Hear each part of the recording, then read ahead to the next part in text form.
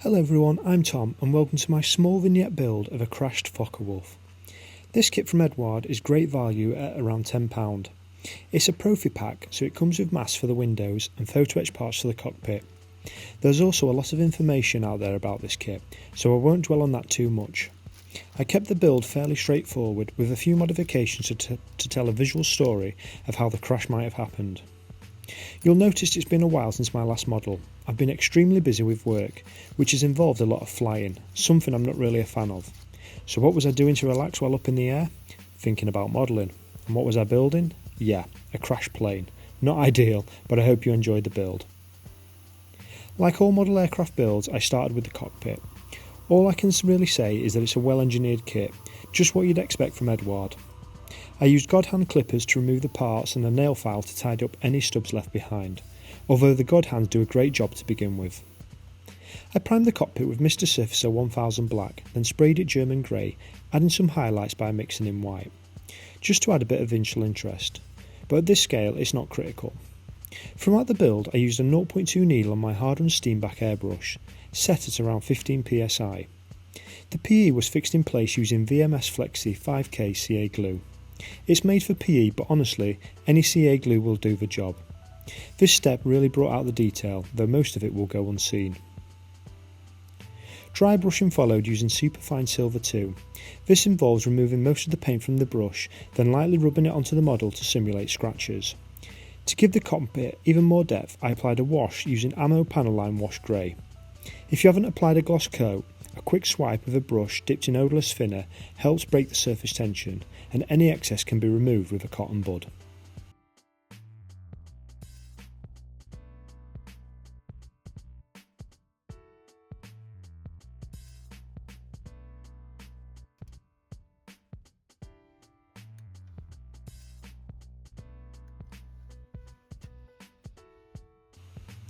Next came the fuselage, which again went together perfectly.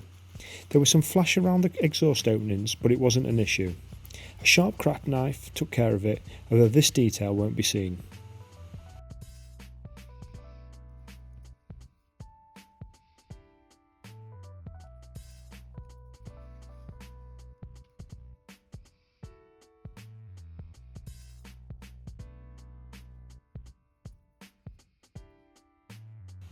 The first visual sign of battle damage was the removal of a panel. I used a pin vise and a craft knife for this. Rather than leaving it as just an empty hole, I added a piece of thin rod from the spares drawer, which was about 0.5mm in diameter. This seemed a reasonable stand-in for the aircraft's internal framing. Is it prototypical? I'm not sure, but I'm using artistic license.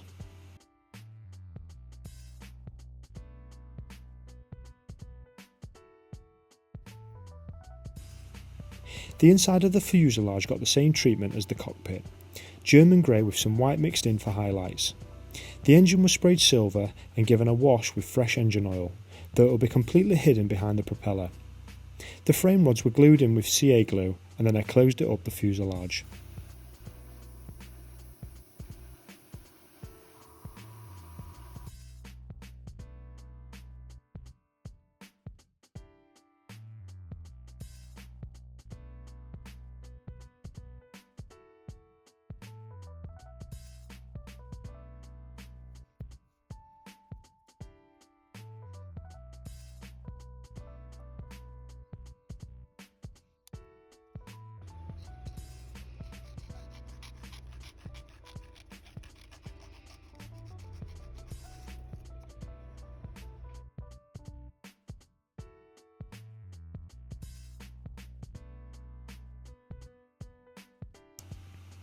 The second element of the battle damage was clipped wings, representing impact with the ground.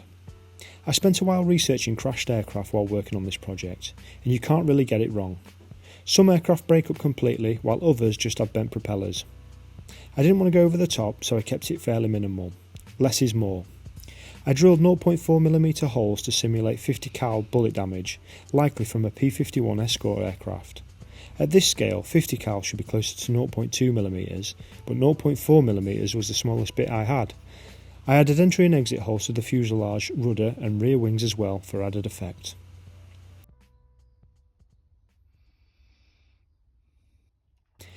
To finish off the crash effect, I used a lighter to bend the propellers to simulate impact. If you do this, be careful. This kit comes with a few different propeller options, so I practiced on a spare. If you don't have one, test on a bit of sprue first. A quick flick of the lighter is usually enough to soften the plastic. I then moved on to painting. I started with Mr. Surfacer 1000 Black, using overlapping motions side to side, up and down until I was happy. To avoid overspray or splatters, I always start and finish each stroke off the model. Superfine silver was applied to high wear areas, places where crew would load ammunition or where the pilot might climb out, including the propeller, and once that had dried, I applied ammo scratches effect for the hairspray chipping technique. I find several light mist coats works best. If you flood it, no worries, just let it dry.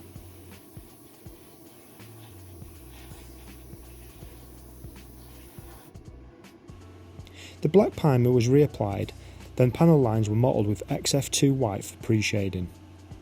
I wanted to add some tonal variation, and the underside was sprayed with RLM 76 light blue, and the upper surfaces were sprayed with RLM 75 grey, violet and Mr. Hobby H70 grey. The camera light doesn't do it justice, but I freehanded the camo, which was pretty tough on such a small model. Once the paint was dry, I used a stiff brush on water to chip away the paint and reveal the silver underneath. Once happy, I sealed everything with X22 clear.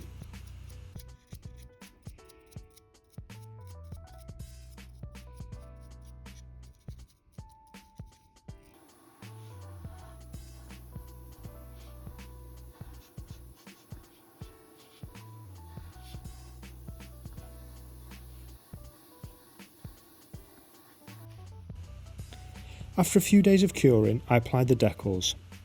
I've covered my decal process in other videos, and you can pause here to see what I did. You'll notice that I haven't included swash stickers on the thumbnail. I understand some people are sensitive to that, but for historical accuracy I do use them on the models itself. And once the decals were on, I gave them 24 hours to gas off, then sealed them in with X22 clear again. This gives a smooth surface for washers.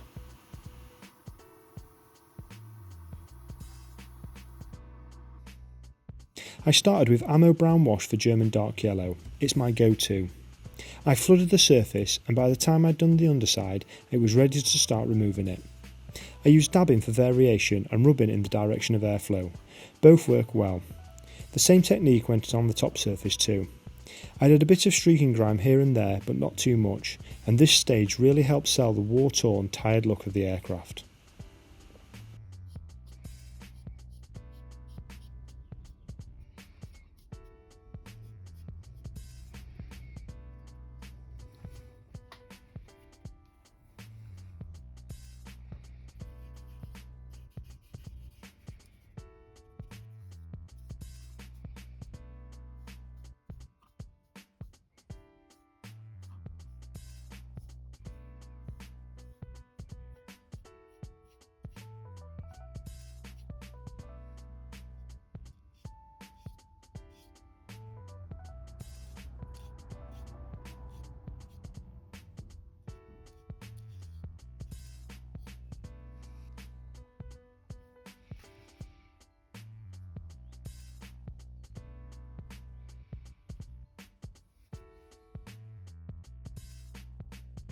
Next, I used oil paints to boost contrast. I always soak the paint onto cardboard first to remove excess linseed oil. Black added a burnt effect around the bullet damage, and white was used to highlight some edges. Just a tiny dot and then gently brushed in. I used Starship based sludge around the cockpit area and some engine oil on the starboard side to suggest a leak from impact.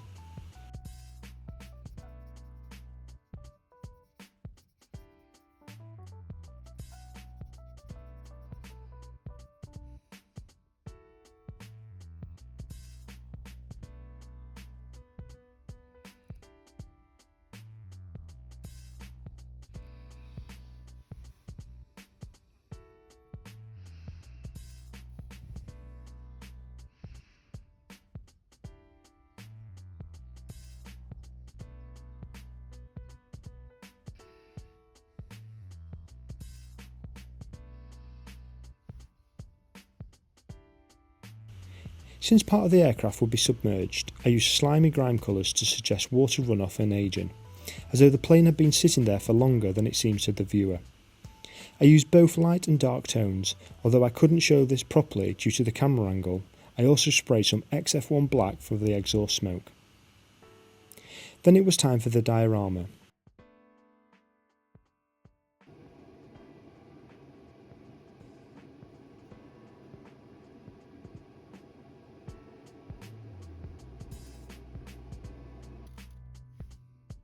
Although the build seems linear, I worked on it alongside the aircraft to save time whilst paints and washes dried.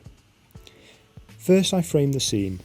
I wanted the aircraft to appear as though it had skidded into a river and come to a rest at an angle, and I kept the scene compact to avoid empty space. I used a hot wire to cut the foam. It wasn't perfect, but clamping the two straight pieces of wood helped guide a straight edge.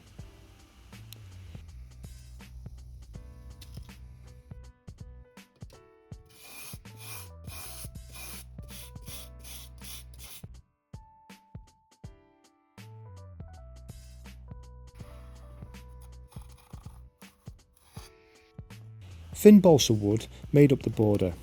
Once glued with PVA, I trimmed it to match the foam height, then sanded the edges smooth.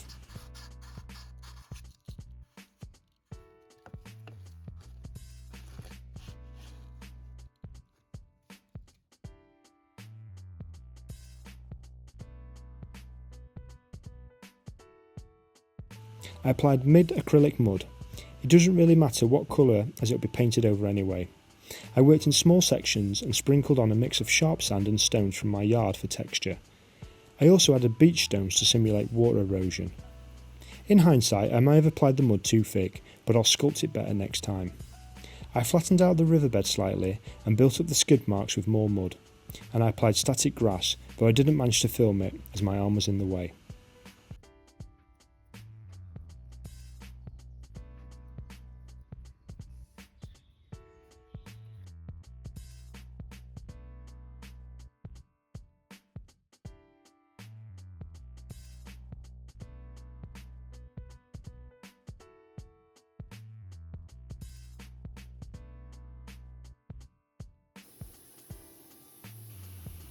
To neutralise the scene, I painted the whole thing brown. The grass was sprayed desert yellow and highlights were sprayed with dark yellow. Overspray was controlled by carefully spraying the ground with flat earth and adding highlights with buff. These were just base layers. The enamel washes do most of the work. The rocks were painted various greys until I was happy with how they fit the scene.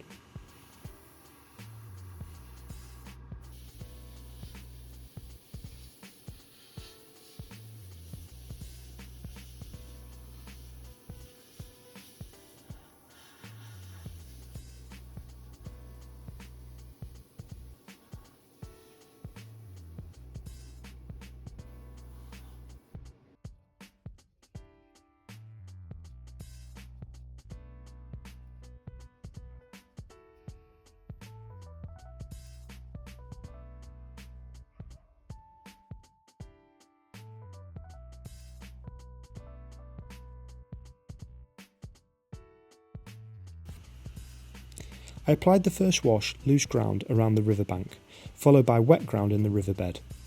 Using the wet blend technique, I added slimy grime green, both light and dark. If you go overboard, you can remove it with a cotton bud while it's wet. I thought it worked well and added variety. Finally, I used fresh mud in select spots and splattered some onto the aircraft to help it blend into the scene.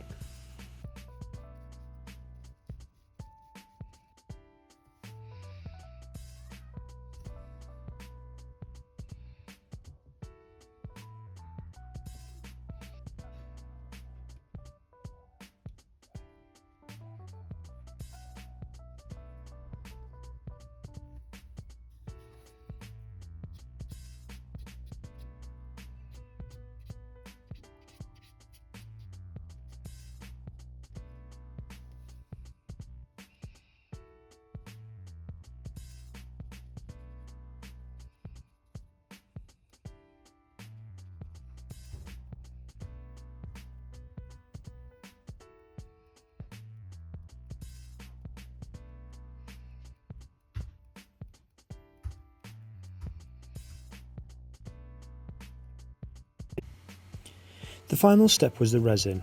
I'd had a mishap before on my winter diorama where the resin leaked, so this time I sealed the riverbed with AK still water.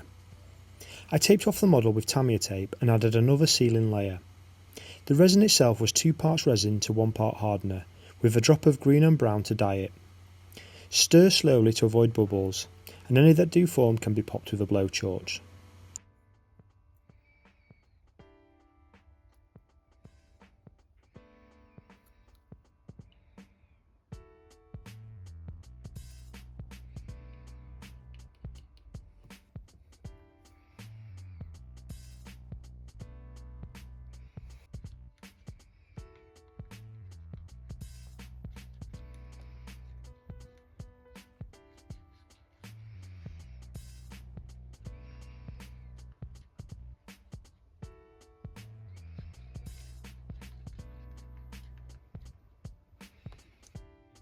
I poured it in stages, a small initial layer to avoid too much pressure, followed by a thicker one once the initial layer had dried. It worked well with minimum leaks. While it cured, I crushed up some garden leaves, sprinkled them on and removed any that were out of scale. They were fixed with watered down PVA.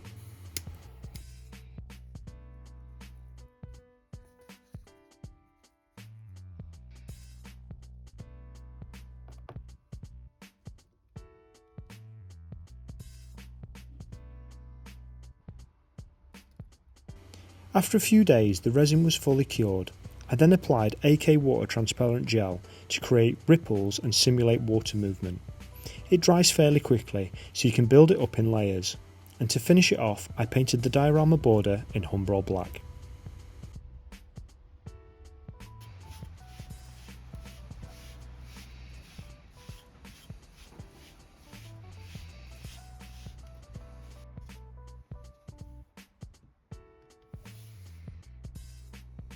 And that wraps up this vignette. I hope you like it, I certainly do, and at the end of the day that's what matters. If you enjoyed it, please hit like and leave a comment, and if I've added any value, consider subscribing. It doesn't cost a thing. To really help out, feel free to share this with a friend, and you can find me on Instagram too, the link's below. Thanks for watching, and I'll see you soon.